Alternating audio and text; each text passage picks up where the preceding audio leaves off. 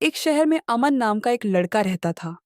वह समझदार था, मेहनती था, लेकिन उसकी जिंदगी में सब कुछ उल्टा हो रहा था। परीक्षा में असफलता, नौकरी नहीं, घर वालों की उम्मीदें और दोस्तों की सफलता देखकर वह अंदर ही अंदर टूट चुका था। एक रात अमन अकेला अपनी छत पर बैठा आसमान को देख रहा था। उसकी आंखों में आंसू थे और दिल में एक ही सवाल, हे भगवान, मेरे साथ ही ऐसा क्यों हो रहा है? मैंने इतनी मेहनत की, फिर भी मुझे कुछ क्यों नहीं मिल रहा? चारों तरफ सन्नाटा था। तभी अचानक एक कोमल सुनहरी रोशनी उसके आसपास फैलने लगी। हवा में एक मीठी सी बांसुरी की धुन गूंज उठी। अमन ने हैरानी से सामने देखा और उस दिव्य प्रकाश में प्रकट हुए श्री कृष्ण, मोरपंख, पीतांबर, मधुर मुस्कान और आंखों में असीम शांति। कृष्ण ने प्रेम से कहा, क्यों चिंता करते हो पुत्र? अमन रो पड़ा और बोला, मैंने मेहनत की, लेकिन मुझे कुछ नहीं मिला। सब मुझसे आगे निकल गए। कृष्ण मुस्कुराए और बोले, तुम्हें किसने कहा कि तुम्हें सब कुछ तुरंत मिलना चाहिए? अमन चुप हो गया। उसके मन में हलचल होने लगी। कृष्ण ने आगे कहा, तुम्हारा अधिकार सिर्फ कर्म करने पर है, फल पर नहीं। अगर तुम हमेशा परिणाम के पीछे भागोगे तो कभी शांति नहीं मिलेगी। काम को अपना कर्तव्य समझकर करो, फल अपने समय पर अवश्य मिलेगा।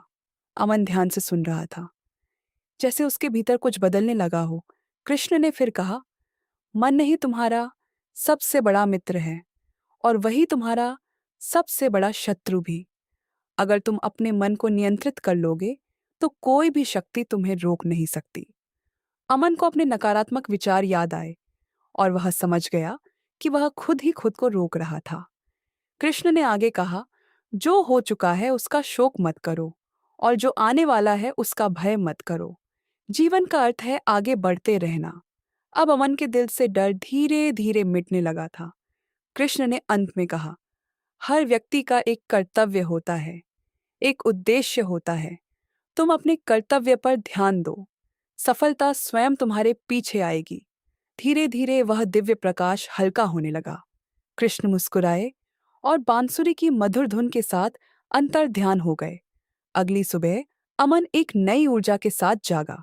अब वह शिकायत नहीं करता था, वह बस अपना कर्म करता था, सीखता था और हर दिन खुद को बेहतर बनाता था।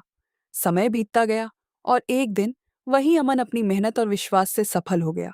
लेकिन इस बार उसकी आंखों में घमंड नहीं, शांति और संतोष था। एक शाम वह फिर से छत पर खड़ा आसमान की ओर देख रहा था। उसके होठों पर हल्की मुस्कान थी। उसने धीरे से कहा, धन्यवाद कृष्ण।